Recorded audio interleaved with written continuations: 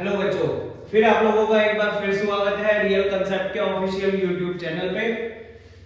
आज की क्लास बहुत इंपॉर्टेंट क्लास होने वाली है और ये मोस्ट डिमांडिंग क्लास है। जो मेरे पास अब तक जितने भी बच्चों का कॉल आया है, सब कुछ ऐसा बता दो कि लास्ट टाइम पे हम लोग पूरी बुक को रिवाइज कर लें और इंपॉर्टेंट डायग्राम सारे डिस्कस कर लें, जिसमें केमिस्ट्री के एक्टिविटीज हो, बायो के डायग्राम हो और इवन फिजिक्स के फॉर्मूला वगैरह हो।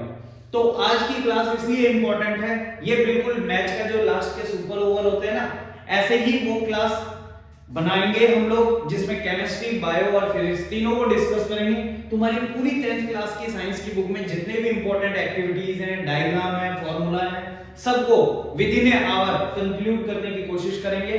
तो अपने आपको रिवाइज करो, बच्चों को भी सर्कुलेट करो, जितने भी आपके फ्रेंड्स लगे, आप लोगों को लगता है कि 10th क्लास के बोर्ड के एग्जाम में अपीयर होने वाले हैं, उन लोगों को भी ये वीडियो फॉरवर्ड जरूर करना। और जितनी बार रिवाइज करोगे, आप लोगों के हाई स्कोरिंग मार्क्स बढ़ते चले जाएंगे। ये मान लो 80 आउट ऑफ 80 आने के पूरे चांसेस आएंगे। केवल इस वीडियो को एक बार सुपरविजन में अपने डाल लेना। आप लोगों की चीजें बहुत इंपॉर्टेंट होने वाली है। इस वीडियो की जितने भी डायग्राम है बहुत इंपॉर्टेंट होने वाले हैं। तो टाइम वेस्ट ना करते हुए इसको स्टार्ट करते हैं। देखो, एक ऐसी स्लाइड जनरेट करी है हम लोगों ने जिसमें डायग्राम सारे हैं। सबसे पहला डायग्राम आपको देखते ही नजर आ रहा होगा, एक्टिविटी डायग्राम है फर्स्ट चैप्टर का, जो हमारा केमिकल रिएक्शन एंड इक्वेशन है, उसका एक इंपॉर्टेंट डायग्राम तुम लोगों को दिख रहा होगा। Chapter 1 chemical reaction and equation 1.6 number पे ये डायग्राम है। एक्टिविटी बेस्ड क्वेश्चन है। टॉपिक क्या है? Electrolysis of water. Electrolysis of water की किस तरह से तुम्हें ये डायग्राम दिया जाएगा, तुम्हें क्या एक्सप्लेन करना है। इस डायग्राम को देखो, तुम लोगों को सबसे पहले डायग्राम ऑब्जर्व करना है कि इलेक्ट्रोलिसिस ऑफ वाटर में क्या होता है, वाटर किस तरह से सेपरेट होता है। जनरली अगर हम बात करें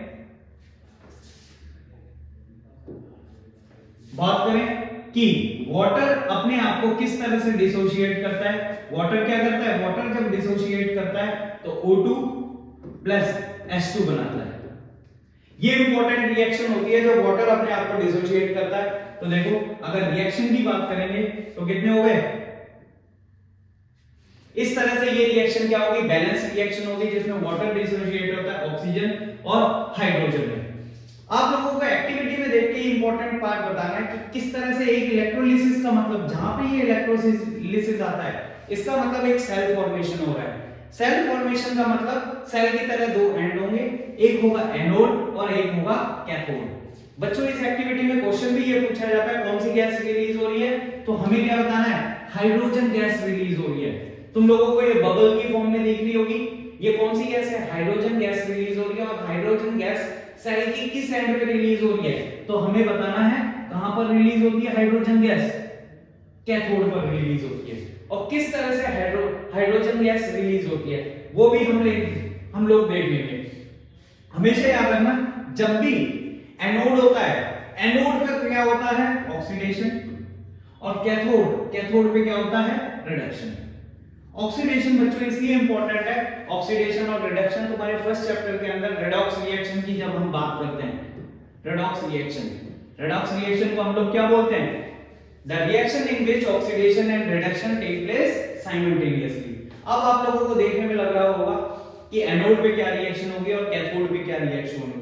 एक इंपॉर्टेंट चीज जान लो तुम लोग, जब भी वाटर डिसोशिएट होता है, वाटर रिलीज करता है ऑक्सीजन गैस, और वाटर रिलीज करेगा ऑक्सीजन गैस और यहाँ पे इलेक्ट्रॉन लूज करेगा।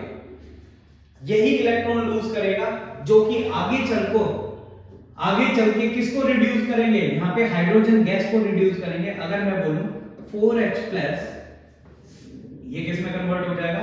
4H+ में कन्वर्ट हो जाएगा जब हम इसको लेंगे रिएक्शन को।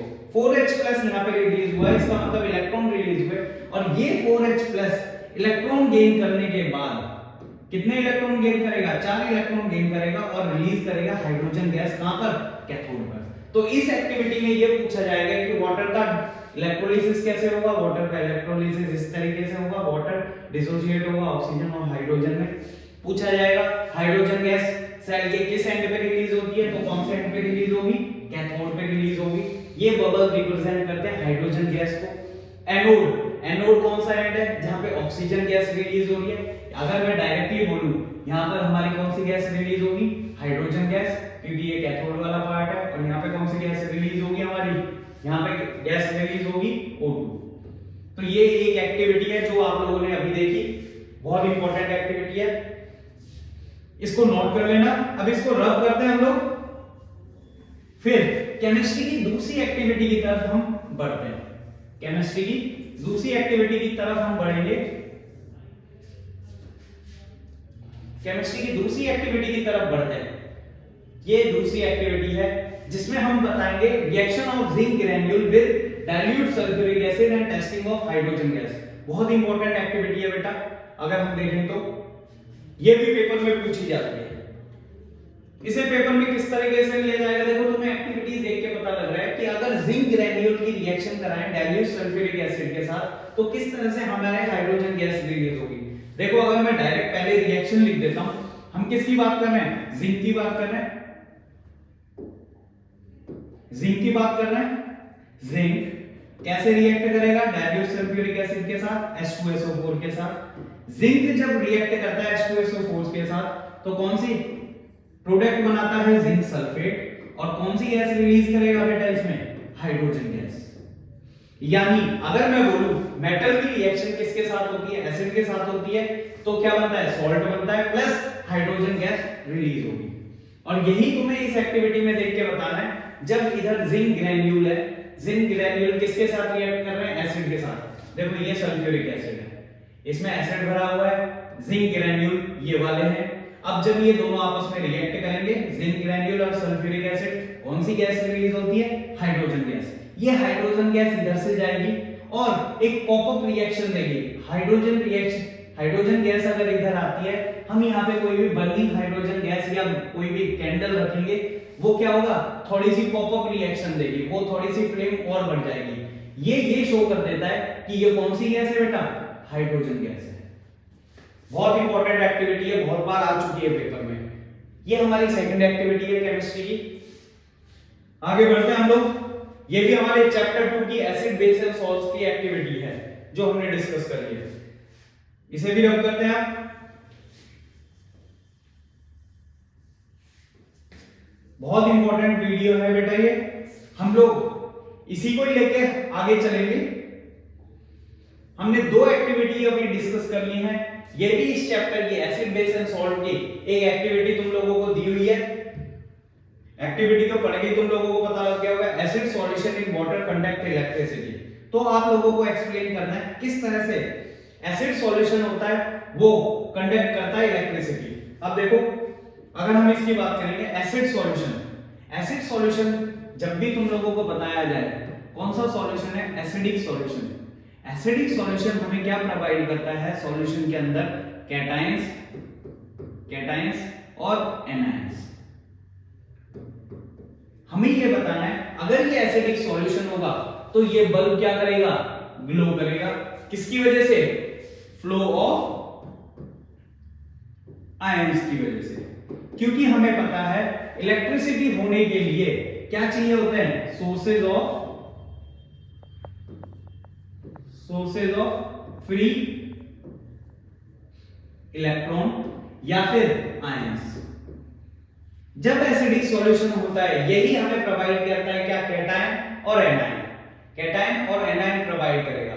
अब देखो तुम लोगों को इधर देख के पता लग रहा होगा, ये रबर कॉर्क है, इधर हमारे पास डाइल्यूट सॉल्यूशन है किसका, सल्फ्यूरिक एसिड का। और ये पूछा है किस तरह से ये डिसोसिएट होगा। अगर मैं रिएक्शन बताऊं तुम लोगों को, ये हाइड्रोक्लोरिक एसिड किसमें कन्वर्ट होगा, H+ और Cl- में। ये हमारे पास कैटायन है, ये हमारे पास एनायन है। जब कैटायन और एनायन करेंगे, मूव करेंगे, तब यहां से करंट फ्लो होगा, यहां से करंट फ्लो होगा और ये बल्ब क्या करेगा, ग्लो करने लगेगा। ये हमें सॉल्यूशन शो कर रहा है कि एसिडिक सॉल्यूशन वाटर के साथ क्या करता है, कंडक्ट करता है इलेक्ट्रिसिटी। क्योंकि वो वाटर को भी किसमें डिसोसिएट कर देता है, H+ और OH- आयन। ये एक्टिविटी भी आप लोगों को समझ में आई होगी। अगर हम जनरली दूसरी बात करें, ये एक्टिविटी हमारी यहां पे कंप्लीट हो गई है। नेक्स्ट एक्टिविटी की बात करते हैं। ये देखो, ये भी chapter number 3 metal and non metal की एक एक्टिविटी है जिसको हम देखते हैं। इसमें देखो, इसमें क्या है, action of steam on a metal. किस तरह से action of steam on a metal, metal के साथ स्टीम कैसे काम करती है। सबसे पहले बेटा आप लोगों को ये देखना होगा, जब भी आप किसी भी मेटल की रिएक्शन कराते हैं, किसी भी मेटल की रिएक्शन कराएंगे हम एसिड के साथ कराएंगे, तो हमारे पास क्या रिलीज होती है, हाइड्रोजन गैस रिलीज होती है। और किस तरह से वो मेटल रिएक्ट करता है, देखो एग्जांपल जितने और लोग हैं, पहले जो एग्जांपल है वो भी हम रिएक्ट करा सकते हैं। ये कोई भी हम मेटल मान लेते हैं, ग्लास वूल है, ग्लास वूल जो कि वाटर में सोक करेगी, उसे अगर हम बर्न करेंगे तो ये क्या करेगी, इस पे रिएक्ट करेगी, जो भी हमने मेटल यूज में ले रखा है। जब ये मेटल के साथ रिएक्ट करेगा तो यहाँ से कौन सी गैस रिलीज होगी, हाइड्रोजन गैस रिलीज होगी। तो इस तरह से हमारा पूछा जा रहा है कि जब भी मेटल रिएक्ट करता है किसी भी एसिड, किसी भी वाटर से, तो कौन सी गैस रिलीज करता है। जनरली अगर हम बात करें, हमने बात करी थी सल्फ्यूरिक एसिड है, या हम बात करेंगे हाइड्रोक्लोरिक एसिड है, तो जब भी वो मेटल के साथ रिएक्ट करेगा तो कौन सी गैस रिलीज करेगा, हाइड्रोजन गैस रिलीज करेगा। और यही हाइड्रोजन गैस हमें किस फॉर्म में मिल रही है, यहाँ पे स्टीम फॉर्म में मिल रही है। तो ये एक्टिविटी भी तुम लोगों को देख के पता लग रही होगी। कुछ एक्टिविटीज कॉमन है जो ये हमें बताती है, जो जस्ट पीछे वाली एक्टिविटी थी उसमें भी हमने हाइड्रोजन गैस का एक्सपेरिमेंट देखा था जिसमें पॉप अप हो रही थी। ये भी ऑलमोस्ट सेम वही रिएक्शन है। नेक्स्ट एक्टिविटी देखो तुम लोग, नेक्स्ट एक्टिविटी अगर हम देखेंगे, ये भी थर्ड चैप्टर की है, testing of conductivity of salt solution. बिल्कुल जो अभी हमने कॉर्क वाला एग्जांपल देखा था, बिल्कुल वैसा ही एग्जांपल है, सॉल्ट सॉल्यूशन है। सॉल्ट सॉल्यूशन किस तरह से हमें ये बताता है कि वो कंडक्ट कर सकता है इलेक्ट्रिसिटी। अगर हम इलेक्ट्रिसिटी की बात करें, इलेक्ट्रिसिटी की अगर हम बात करें तो हमें पता है सॉल्ट सॉल्यूशन मान लेते हैं हम, सॉल्ट सॉल्यूशन हमारे पास NaCl का सॉल्यूशन। NaCl क्या है, सॉल्ट। NaCl बनता कैसे है, जब भी हम किसी भी एसिड को बेस के साथ रिएक्ट कराएंगे, एसिड को अगर बेस के साथ रिएक्ट कराते हैं तो क्या बनता है, सॉल्ट प्लस वाटर, उसी पे बेस्ड रिएक्शन है ये, मेटल और नॉन मेटल। और ये सॉल्ट कैसे प्रोवाइड करता है हमें इलेक्ट्रो कंडक्टिविटी। ये सॉल्ट भी जब ब्रेक होगा किसमें, Na+ और Cl- में, तो ये हमें क्या करता है, इलेक्ट्रिसिटी प्रोवाइड करता है। किसके साथ मिलकर प्रोवाइड करेगा, वाटर के साथ इलेक्ट्रिसिटी प्रोवाइड करेगा, जो कि वाटर में डिसोसिएट हो जाता है और यहाँ पे बल्ब क्या करने लगेगा, ग्लो करने लगेगा। वही सेम कंसेप्ट है, फ्री इलेक्ट्रॉन और फ्री आयंस प्रेजेंट होने चाहिए सॉल्यूशन के अंदर टू कंडक्ट द इलेक्ट्रिसिटी। अब देखो बेटा, मेटल और नॉन मेटल का ये बहुत इंपॉर्टेंट है, इलेक्ट्रोलिटिक रिफाइनिंग ऑफ कॉपर। अगर आप लोगों का मेटल एंड नॉन मेटल का लास्ट पोर्शन जो है, जिसे हम क्या बोलते हैं, मेटलर्जी वाला पार्ट, मेटलर्जी मेटलर्जी वाले पार्ट को हम क्या बोलते हैं कि मेटल को उसकी ओर से कैसे रिफाइन करा जाता है। ओर से किसको एक्सट्रैक्ट करना, मेटल को एक्सट्रैक्ट करना, इस प्रोसेस को बोला जाता है क्या, मेटलर्जी। यानी उसके स्क्रैप में से मेटल को रिफाइन करके बाहर निकालना, उस प्रोसेस को बोला जाता है मेटलर्जी। और उसी मेथड में से एक मेथड कौन सा है, इलेक्ट्रोलिटिक रिफाइनिंग मेथड। तुम लोगों को तुम्हारी बुक के अकॉर्डिंग भी अगर हम चलें तो मेटल को 3 पार्ट में डिफरेंशिएट करा गया है।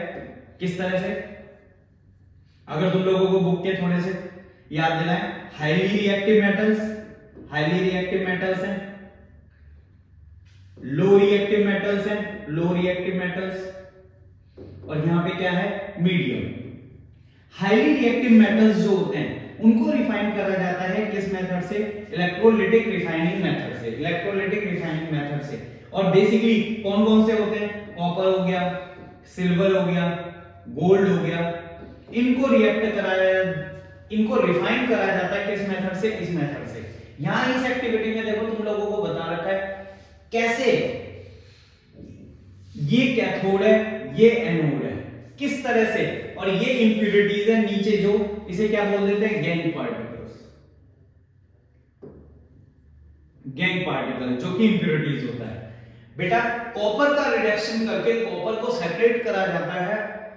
जैसे मान लो हमारे पास कॉपर है, कॉपर +2, ये 2 इलेक्ट्रॉन गेन करेगा, 2 इलेक्ट्रॉन गेन करके ये क्या करेगा, डिपॉजिट होगा किस फॉर्म में, कॉपर की फॉर्म में। और हमेशा एनोड पे तुमने बताया, एनोड पे क्या होता है, ऑक्सीडेशन, और कैथोड पे क्या होता है, रिडक्शन। तो यानी अगर मैं बोलूं डिपोजिशन ऑफ कॉपर, कॉपर कहां पे जाके डिपॉजिट होगा, कॉपर ऐसे इधर इस पे जाके डिपॉजिट होगा, और नीचे जो एक्स्ट्रा मटेरियल रहेगा या जो स्क्रैप मटेरियल रहेगा वो नीचे डिपॉजिट होता जाएगा, उसे गेन पार्टिकल्स बोलते हैं।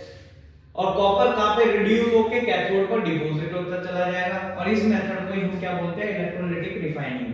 बेसिकली अगर कॉपर को एक्सट्रैक्ट कर रहे हैं तो कॉपर की रिफाइनिंग है, सिल्वर को करेंगे तो सिल्वर की रिफाइनिंग है। तो देखो यहां पे मुझे लगता है यहां पर ये हमारे मेटल और नॉन मेटल के अंदर जितनी एक्टिविटी आती जा रही है हम उसके अकॉर्डिंग चलते जा रहे हैं। यहां तक इतनी एक्टिविटीज आ गई हैं। अब मोस्ट इंपॉर्टेंट पार्ट किसका है, बायो का। बायो का वो डायग्राम जिस पे बेस्ड क्वेश्चन आते हैं, और लाइफ प्रोसेस के अंदर ये डायग्राम है जिन पे बेस्ड क्वेश्चन आते हैं। मोस्ट इंपॉर्टेंट डायग्राम है अगर हम लोग देखेंगे तो।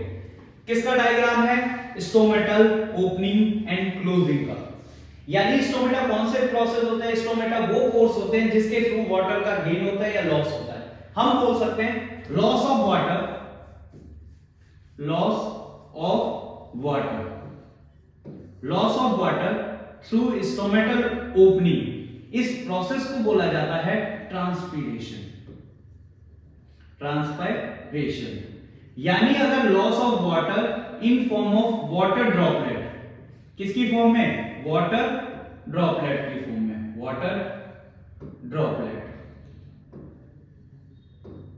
अगर वाटर का लॉस हो रहा है किससे, स्टोमेटा से, in form of water droplet, तो इस प्रोसेस को बोला जाता है ट्रांसपीरेशन।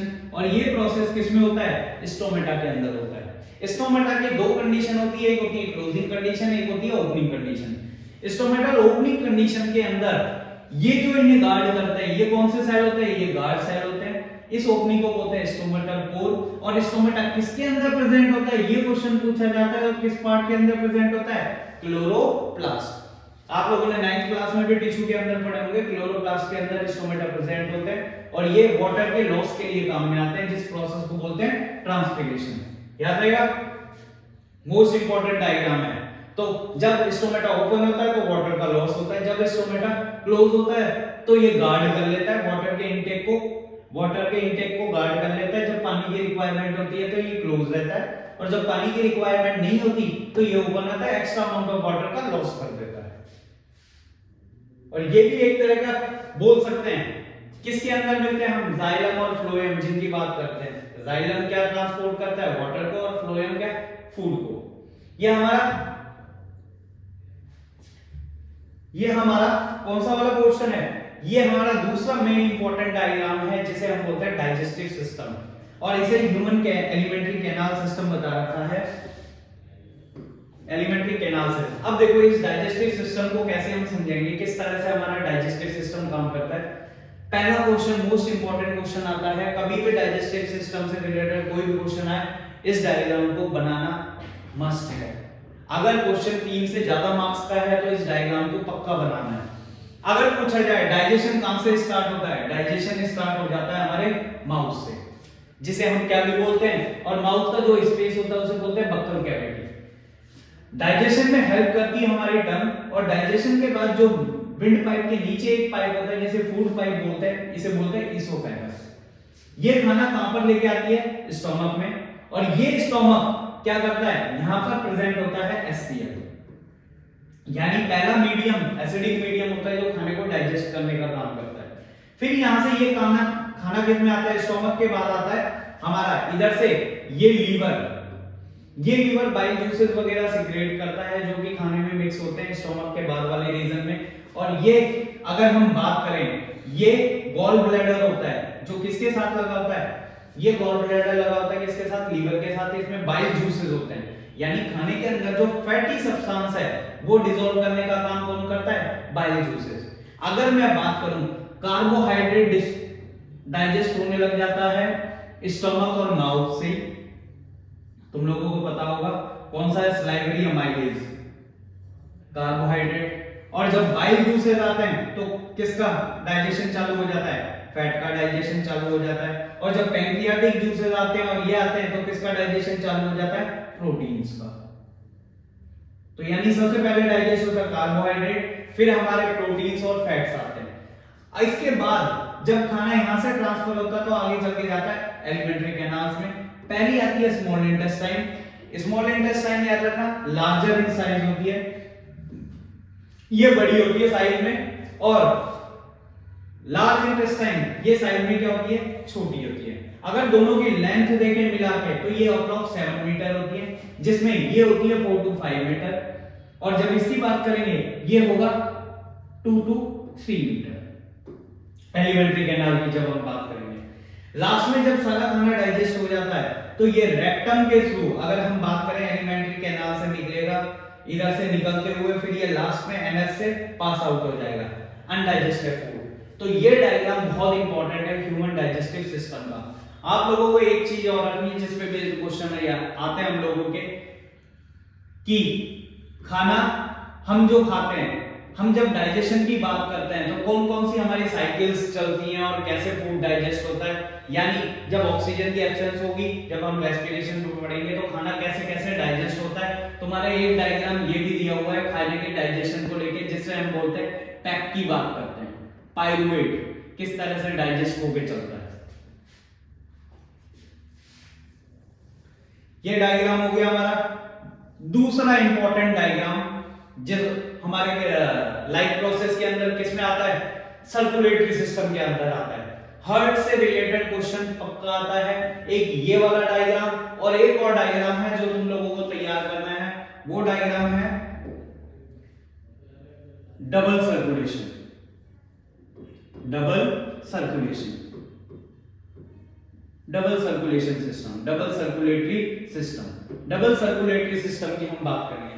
पहले हम हार्ट की बात कर रहे हैं। हार्ट से क्वेश्चन कैसा आता है, हमारा प्राइमरी ऑर्गन है सर्कुलेटरी सिस्टम का।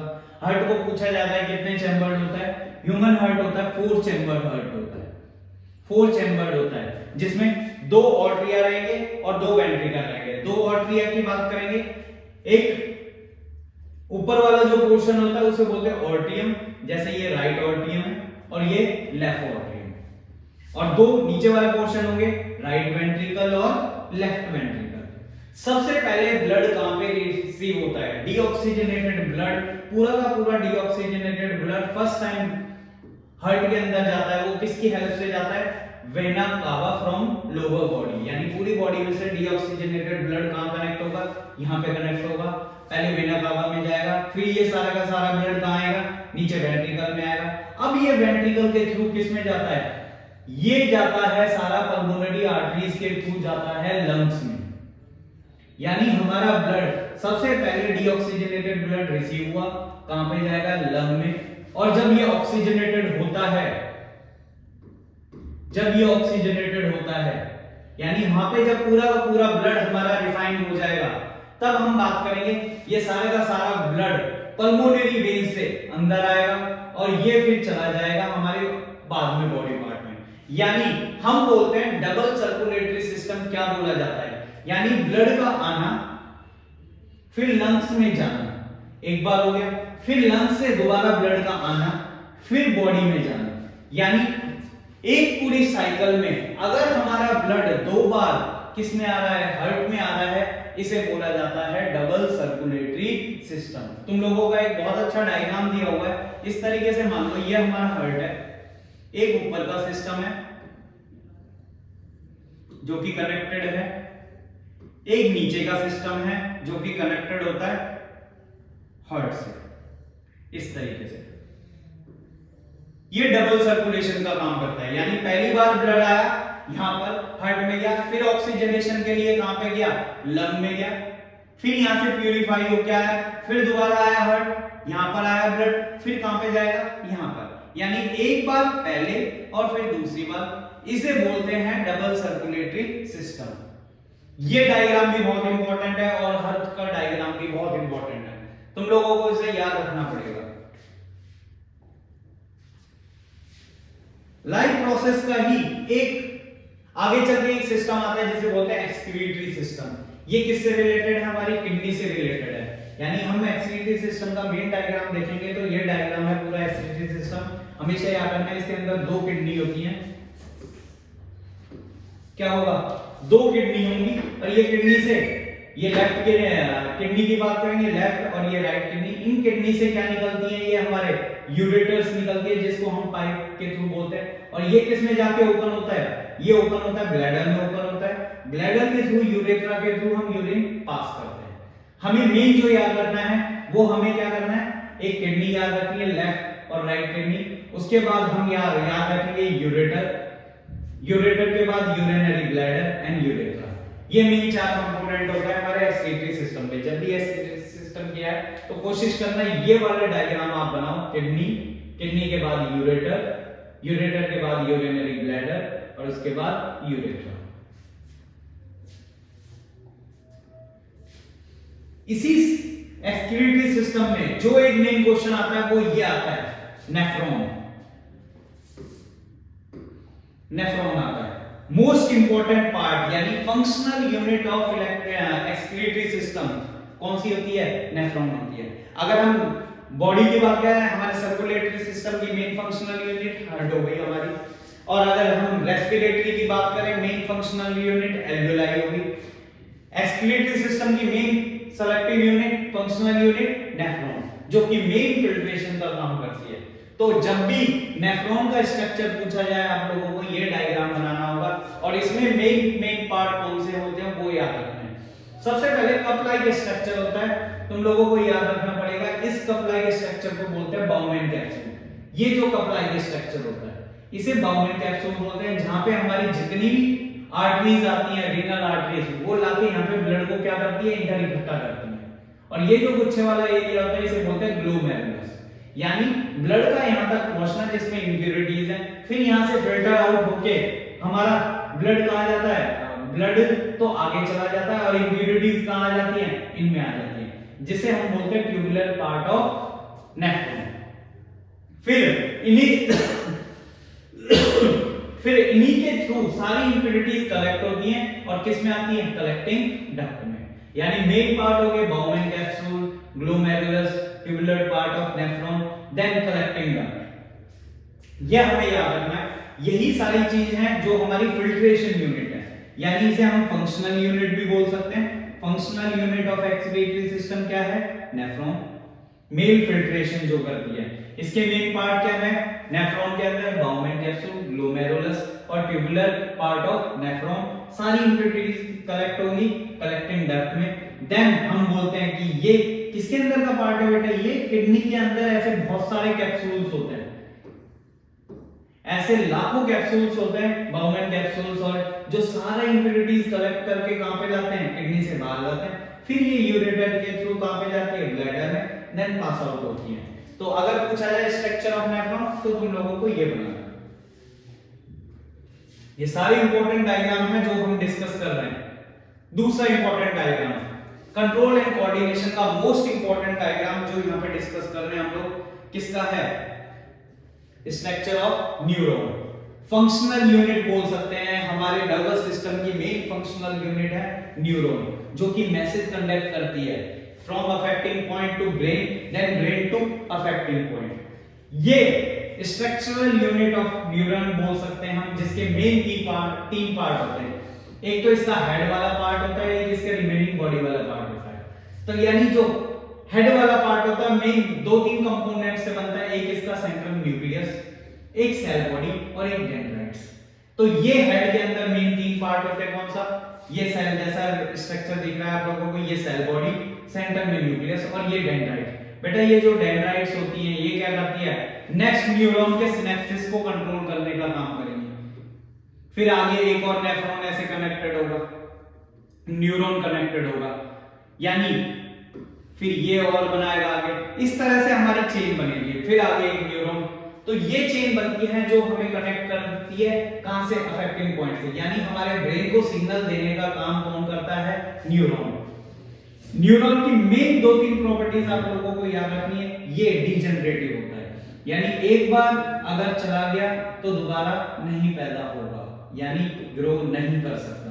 ये लॉन्गेस्ट सेल होते हैं हमारी बॉडी के, जिसे हम बोलते हैं नर्वस टिश्यू, लॉन्गेस्ट। ये आप लोगों को याद रखने पड़ेंगे। उसके बाद देखो मेन डायग्राम,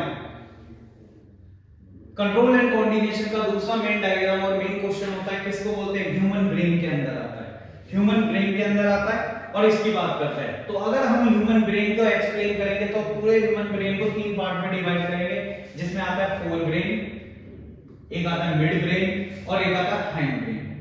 कभी भी ब्रेन को एक्सप्लेन करने का क्वेश्चन आया तो फोर ब्रेन, मिड ब्रेन और हाइंड ब्रेन। फोर ब्रेन के मेन पार्ट कौन कौन से रहेंगे वो याद रखना है आप लोगों को, जिसे हम बोलते हैं कि ब्रेन की आउटर कवरिंग, जिसे हम बोलते हैं cranium, cerebrum main important part है, लॉजिकल थिंकिंग का मेन इंपॉर्टेंट पार्ट है, वो सारे किसमें आते हैं, फोर ब्रेन में।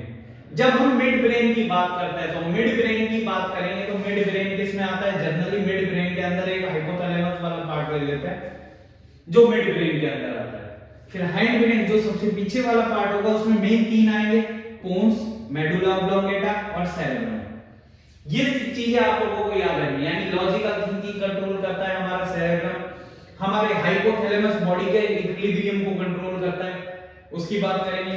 पोन्स हमारे रेस्पिरेशन को कंट्रोल करता है, मेडुला ऑब्लोंगेटा कनेक्टिव पार्ट होता है हमारा, लास्ट पार्ट होता है, सेरेब्रम मेन इक्विलिब्रियम कंट्रोल कहते हैं, यानी अल्कोहल पीने के बाद जो सबसे ज्यादा डिस्टर्ब होता है वो सेरेब्रम पार्ट होता है। ये किस पार्ट का हिस्सा होगा, हाइंड ब्रेन का हिस्सा होगा। ये डायग्राम बेटा आप लोगों को याद करना है, ये हमारा ब्रेन का डायग्राम है। अब आगे चलते हैं हम नेक्स्ट डायग्राम की तरफ। अब आते हैं हम इलेक्ट्रिसिटी के लिए। इलेक्ट्रिसिटी का मेन डायग्राम देखो आप लोगों को दिखा रहे हैं यहाँ पे। इलेक्ट्रिसिटी वाले डायग्राम में आप लोगों को याद क्या रखना है, schematic diagram of a electric circuit comprising cell, electric bulb, ammeter और plug। यानी जब भी इलेक्ट्रिसिटी की बात करी जाए तो इलेक्ट्रिसिटी के अंदर मेन चीजें ये रहती हैं। एक होता है हमारे पास एमीटर, जो कि किसको मेजर करता है, एमीटर मेजर करता है करंट को। ये हमारी होती है बैटरी, जिसका हम यूनिट लेते हैं वोल्टेज। ये हमारा प्लग और ये हमारा कोई भी सोर्स, जिसे बोल सकते हैं हम बल्ब। अब देखो आगे बढ़ते हैं। ये सारे सिंबल्स हैं जो आप लोगों को याद रखने हैं, जो हमारी बुक में बताया। इनसे भी क्वेश्चन आते हैं बेटा, बहुत इंपॉर्टेंट क्वेश्चन आते हैं। कैसे, वो भी बताता हूं। देखो सबसे पहला क्वेश्चन आता है एमीटर। एमीटर क्या मेजर करता है बच्चों, एमीटर मेजर करता है करंट। वोल्टमीटर क्या मेजर करता है, वोल्टमीटर मेजर करता है वोल्टेज। और रियोस्टेट, रियोस्टेट देखो आपका एक फंक्शन होगा, वेरिएबल रेजिस्टेंस को मेजर करने वाली यूनिट क्या होती है, रियोस्टेट। उसका सिंबल इस तरीके से दिखाया जाएगा। इलेक्ट्रिक बल्ब को इस तरीके से रिप्रेजेंट करा जाएगा, रेजिस्टेंस को इस तरीके से रिप्रेजेंट करा जाता है, जिसकी यूनिट क्या होती है, ओम। वायर को ज्वाइन करने का तरीका, इलेक्ट्रिक सेल को दिखाने का तरीका ये है। बैटरी के कॉम्बिनेशन इस तरीके से होते हैं। प्लग अगर दिखाएंगे आप लोगों को, ओपन स्विच है तो इस तरह, और क्लोज स्विच है तो इस तरीके से दिखाएंगे। वायर की ज्वाइनिंग ये होगी। वायर को जब क्रॉस कराया जाता है ऊपर से विदाउट टचिंग, तो इस तरीके से सिंबल शो करा जाता है। अब देखो इलेक्ट्रिसिटी के अंदर सबसे इंपॉर्टेंट लॉ है कौन सी, ओम्स लॉ। आप लोगों को याद रखना है ओम्स लॉ क्या होती है, V = IR। यानी अगर मैं बोलूं वोल्टेज डायरेक्टली प्रोपोर्शनल रहता है करंट के, जब ये डायरेक्ट प्रोपोर्शन हटता है तो एक कांस्टेंट आता है जिसे बोलते हैं हम लोग R, और यही क्या होता है, रेजिस्टेंस। तो ओम्स लॉ को जब भी एक्सप्लेन करो तो हो सके तो इसको तो एक्सप्लेन करना ही करना है, साथ में ये छोटा सा डायग्राम जरूर दिखाना है ओम्स लॉ के लिए, कि जितना वोल्टेज हम अप्लाई करते हैं उतना ही करंट सर्किट में फ्लो होता है। दूसरा, इसी के अंदर हम रेजिस्टेंस हमने मेजर कर लिया, उसके यूनिट हमें पता है, तो रेजिस्टेंस के अरेंजमेंट पे क्वेश्चन आता ही आता है। रेजिस्टेंस के अरेंजमेंट कितने तरह के होंगे, दो तरह के होंगे। एक होगा सीरीज अरेंजमेंट और दूसरा होगा पैरेलल अरेंजमेंट। इसे लेते हैं एक बार।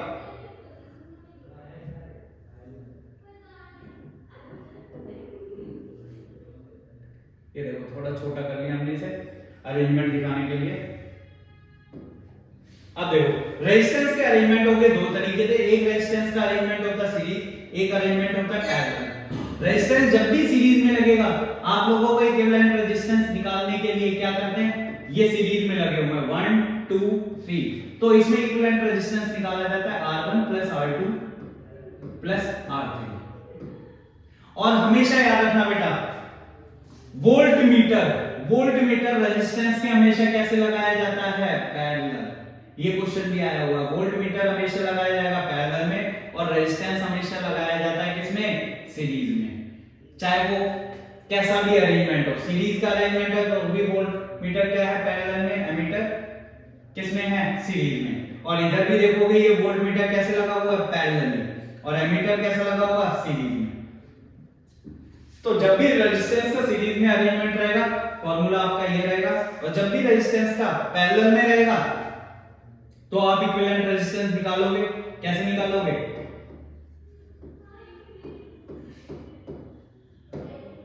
R1 R2 प्लस R3, जो भी आप लोगों की वैल्यू आएगी उसे सर्कुलेट कर दोगे, हमारा इक्विवेलेंट रेजिस्टेंस आ जाएगा, जिसे हम आपकी जो ये वैल्यू आएगी R उसे सीधा कर दोगे तो पैरेलल में ये आ जाएगा। तो इस तरह से रेजिस्टेंस के दो फॉर्मूले रहेंगे जिनको हमको याद रखना है।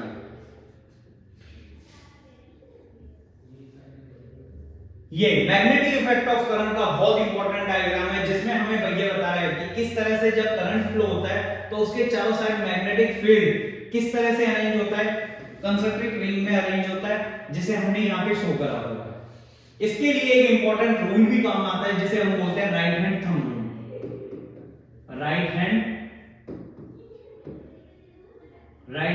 थंब रूल बहुत इंपॉर्टेंट है, राइट हैंड थंब रूल, जिसे हम शो करते हैं इस तरीके से। अगर करंट फ्लो हो रहा है नीचे की तरफ तो इस तरह से ये हमारा किसको शो करेगा? करंट को, और ये क्या करेगा? मैग्नेटिक फील्ड को शो करेगा।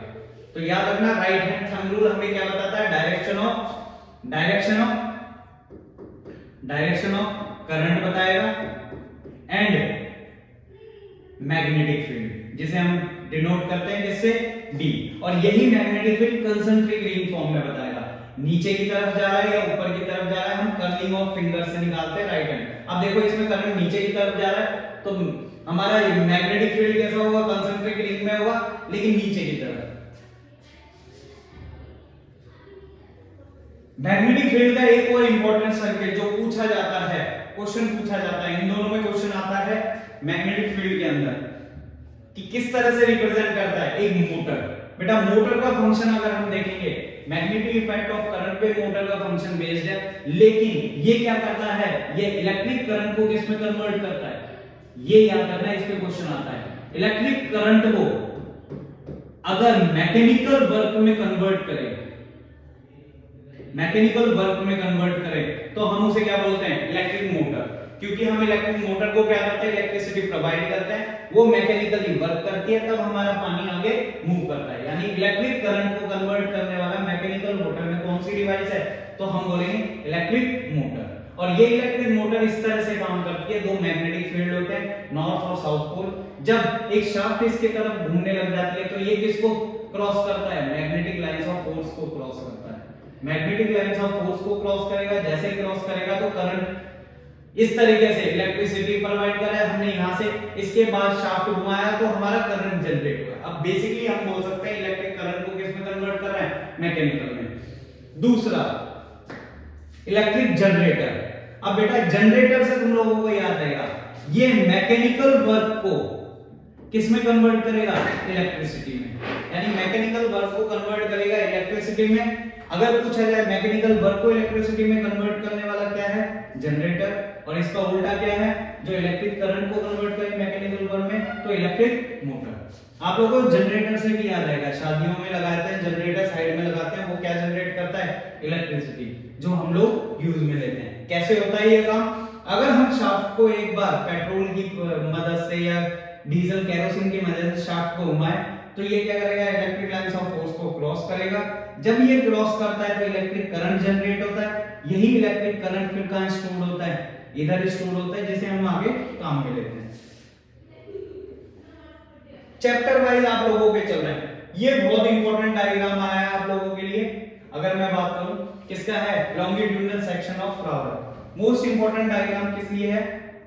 रिप्रोडक्शन पार्ट में आता है ये हमारा एक चैप्टर, उसमें फ्लावर्स के पार्ट्स पूछे जाते हैं, इसलिए आप लोगों को ये डायग्राम याद रखना है, जिसमें फ्लावर के पार्ट मेन कौन पार्ट रहते हैं वो आप लोगों को याद रखना है। अगर फ्लावर के मेन पार्ट याद रखें, फीमेल पार्ट होता है हमारा कौन सा? पिस्टल। पिस्टल के मेन 3 पार्ट होते हैं, जिसे स्टिग्मा जहां पर हमारे पॉलन ग्रेन रिसीव होते हैं, स्टाइल जो ये फिलामेंट होता है, और ओवरी जहां पे हमारे एग फॉर्मेशंस होते हैं। और अगर मेल पार्ट की बात करें तो मेल पार्ट कौन सा होता है फ्लावर में, उसे बोलते हैं हम स्टेमन।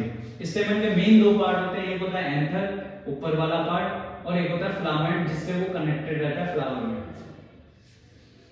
Outer covering of flower, outer covering जो ग्रीन कलर की होती है सबसे बाहर, उन्हें बोला जाता है सेपल्स, और जो फ्लावर को कलर प्रोवाइड करने का काम करेंगे वो होंगे पेटल्स।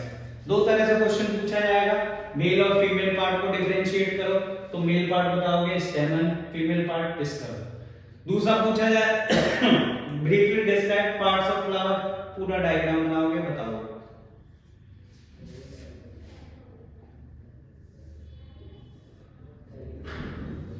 ये बहुत इंपॉर्टेंट पार्ट है जो ये क्वेश्चन आता है इसका, रिप्रोडक्शन ऑफ प्लांट एक्सप्लेन करो। तो कैसे एक्सप्लेन करोगे, सबसे पहले ये डायग्राम बनाओगे, किस तरह से एक फीमेल पार्ट में एक पोलन ग्रेन आता है, पोलन ग्रेन आता है तो उससे एक ट्यूब निकलती है जिसे बोलते हैं हम pollen tube.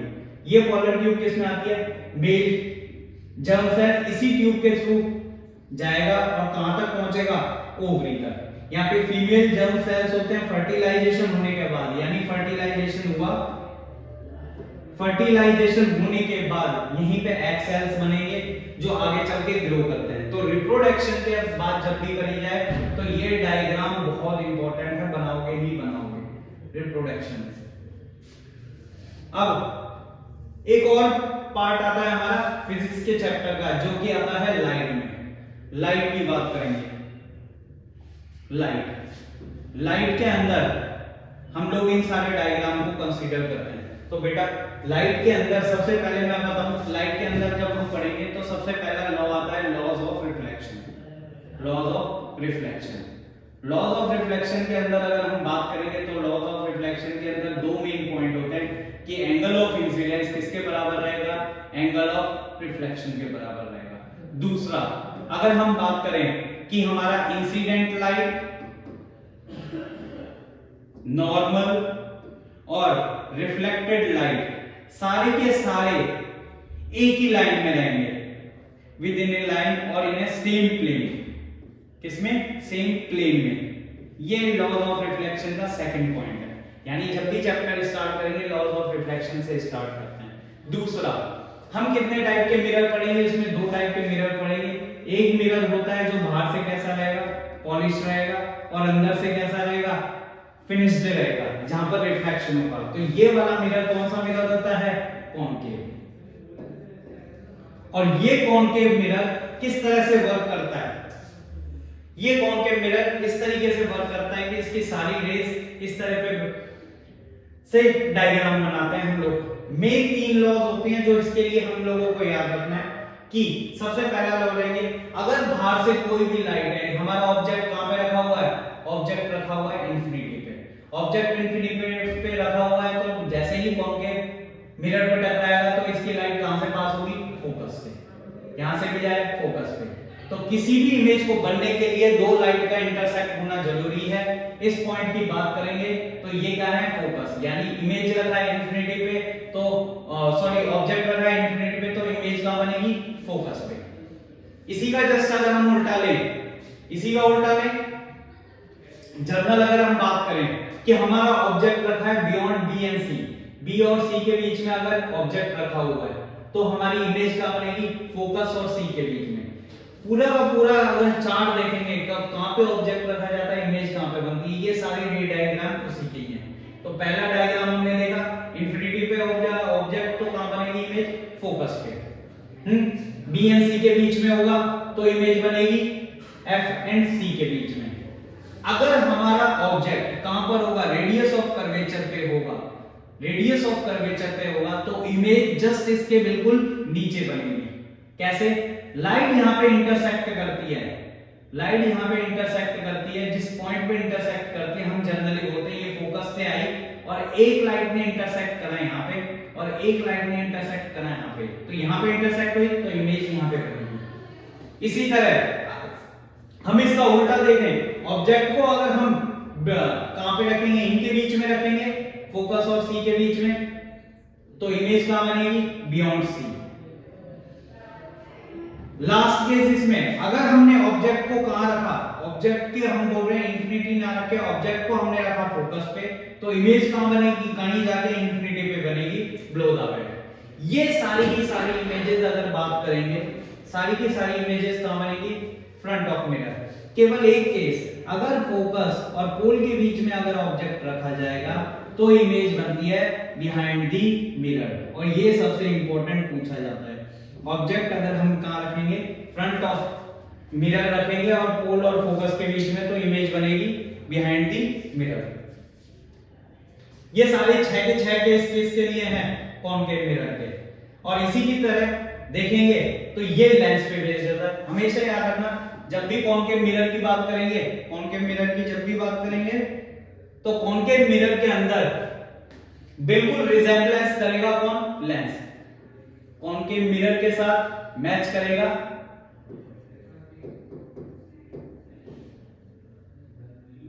Convex lens. Convex lens जो भी हमने पढ़ा है कॉनकेव मिरर के लिए, वो किसको मैच करेगा, लेंस को मैच करेगा सारी की सारी इमेज फॉर्मेशन में। और यही चीज अगर देखेंगे मिरर की बात करेंगे, ये हमारी केवल 2 केस होंगे, किसके लिए, ये 2 केस होंगे हमारा लेंस के केसेस में। इसको देखते हैं, इसकी बात करेंगे तो ये हमारा कॉन्वेक्स लेंस की बात करेंगे, कॉन्वेक्स लेंस, कॉन्वेक्स लेंस और कॉनकेव लेंस। अभी हमने जो पहले देखा था ये था हमारा कॉन्वेक्स लेंस, और ये कौन सा लेंस है, कॉनकेव लेंस, जिसमें कर्व है। इसमें केवल 2 ही केसेस बनते हैं। अगर हम ऑब्जेक्ट को रखेंगे किसके बीच में, बियॉन्ड सी रखेंगे, तो इमेज कहां बनेगी, फोकस और इसके बीच में। और अगर हमने ऑब्जेक्ट को रखा इधर कहीं, तो ये बनेगी फोकस पे। आगे वाले चैप्टर की बात करते हैं। चैप्टर बेटा ये हम इंपॉर्टेंट डायग्राम डिस्कस कर रहे हैं, इसलिए हम सारी लॉज इंक्लूड नहीं कर सकते। ह्यूमन आई बहुत इंपॉर्टेंट है, केस पूछा जाता है ह्यूमन आई का। ह्यूमन आई का केस पूछा जाता है कि किस तरह से हमारे आईज के डिफेक्ट होते हैं। तो 2 इफेक्ट याद रखने, एक रहता है मायोपिया। मायोपिया को कवर करने के लिए हम कौन सा लेंस काम में लेते हैं, तो याद रखना मायोपिया को कवर करने के लिए कौन सा लेंस काम में लिया जाता है, कॉनकेव लेंस। मायोपिया के अंदर होता क्या है, जनरल जो सही आई होती है उसकी इमेज कहां बनती है, रेटिना पे। लेकिन जिन लोगों का मायोपिया होता है उन लोगों की इमेज रेटिना पे ना बन के कहां बनती है, उससे आगे बनती है। फिर हम लोग कौन सा मिरर काम में लेते हैं, कॉनकेव, तो उनकी इमेज दोबारा कहां बन जाती है, रेटिना पे। तो मायोपिया का बोल सकते हैं, मायोपिया किससे करेक्ट करा जाता है, मायोपिया करा जाता है कॉनकेव लेंस से करेक्ट करा जाता है। दूसरा, अगर मायोपिया के बाद हाइपरमेट्रोपिया की बात करी जाए, तो हाइपरमेट्रोपिया किससे कनेक्ट करा जाता है, किससे करेक्ट करा जाएगा, और वो करा जाएगा कॉन्वेक्स लेंस से करेक्ट करा जाएगा। तुम लोगों के लिए बता सकता हूं, मायोपिया याद रखो कॉनकेव लेंस, दूसरा उसका उल्टा। फिर एक डायग्राम की अगर हम बात करेंगे, एक और डायग्राम आता है जिसे बोलते हैं प्रिज्म। प्रिज्म का डायग्राम आता है, प्रिज्म का डायग्राम आता है जिसे हम लेंगे recombination of the spectrum of white light. अगर एक लाइट को पास करा जाए प्रिज्म से, तो 7 तरह की लाइट बनती है। ये आप लोगों को दिखाया गया है कैसे, किस तरीके से दिखाया गया है। ये यहां पर रेड है, यहां पे वायलेट है, ये विबग्योर। 7 कलर ऑफ लाइट्स बनती है जिनकी हम बात करते हैं, विबग्योर। यहां पे नीचे आती है वायलेट लाइट, जिसकी वेवलेंथ क्या होती है, सबसे कम होती है, और रेड कलर की वेवलेंथ क्या होती है, सबसे ज्यादा होती है। वायलेट की सबसे कम होती है, रेड कलर की वेवलेंथ सबसे ज्यादा होती है। इसलिए हम लोग कहां काम में लेते हैं, रेड लाइट को हम काम में लेते हैं क्योंकि इसके वेवलेंथ में काम में आती है, गाड़ियों को दूर से ही देख के गाड़ियां रुक जाए। ये डायग्राम क्या शो कर रहा है, अगर हम प्रिज्म से लाइट पास करेंगे तो बेंडिंग ऑफ लाइट होगी। ऐसा ही सेम प्रिज्म अगर अपोजिट डायरेक्शन में है, तो जितनी लाइट बेंड हुई है डायरेक्ट उसी डायरेक्शन में आ जाएगी, जिसे हम बोलते हैं रिकॉम्बिनेशन ऑफ स्पेक्ट्रम। हमारे लास्ट चैप्टर जिसे बोलते हैं सोर्सेस ऑफ एनर्जी, बहुत इंपॉर्टेंट बोला जाता है, जिसे बायोगैस प्लांट, बायोगैस बनाई कैसे जाती है, उसमें आता है। लेकिन important diagram biogas of plant के बाद एक डायग्राम और बताऊंगा मैं जो कि बहुत इंपॉर्टेंट है, कुछ डायग्राम इसमें रह गए हैं। बायोगैस तो इस तरह से जनरेट करी जाए, एक टैंक होता है उसमें जितनी भी गोबर गैस वगैरह रहती है वो स्लरी उसमें डाल देते हैं, वो गैस जनरेट होती है, तो फर्टिलाइजर्स की तरह काम में लिया जाता है स्लरी को, और गैस को काम में लिया जाता है किसको, एक तरह हम स्टोव गैस के लिए काम में लेते हैं। एक दो डायग्राम और हैं जो इधर एनर्जी के लिए बताएंगे जिसे इन्वायरमेंट में काम में लिया जाता है। एक बेटा आप लोगों का पिरामिडल डायग्राम है, पिरामिडल डायग्राम जो कि क्या बताता है, फ्लो ऑफ एनर्जी के बारे में बताता है, फ्लो ऑफ एनर्जी के बारे में बताता है, जिसमें ये याद रखना जितने भी हमारे प्रोड्यूसर्स होते हैं वो यहाँ पे आते हैं, प्रोड्यूसर्स, प्राइमरी कंज्यूमर्स आएंगे, सेकेंडरी कंज्यूमर्स आएंगे, और इधर आते हैं हमारे टॉप कंज्यूमर्स। ये डायग्राम बहुत इंपॉर्टेंट है, एनर्जी लेवल डायग्राम बोलते हैं, जो कि पिरामिडल डायग्राम। ये एनर्जी के फ्लो के बारे में बताता है, जो कि हम बोलते हैं 10% law of energy, 10% law of energy. एक ये डायग्राम है इन सब डायग्रामों के अलावा जो कि बहुत इंपॉर्टेंट था।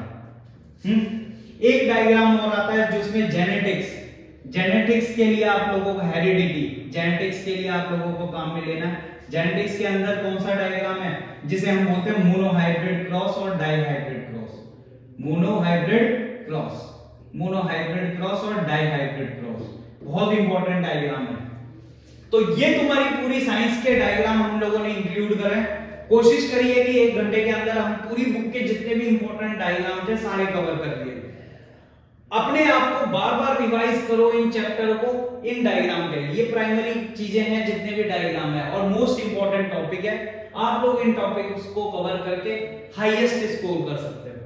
तो चलो, थैंक यू, आज के लिए इतना ही, और इसको ज्यादा लाइक करें और सब्सक्राइब करें, अपने बाकी फ्रेंड्स को भी सर्कुलेट करें। Thank you.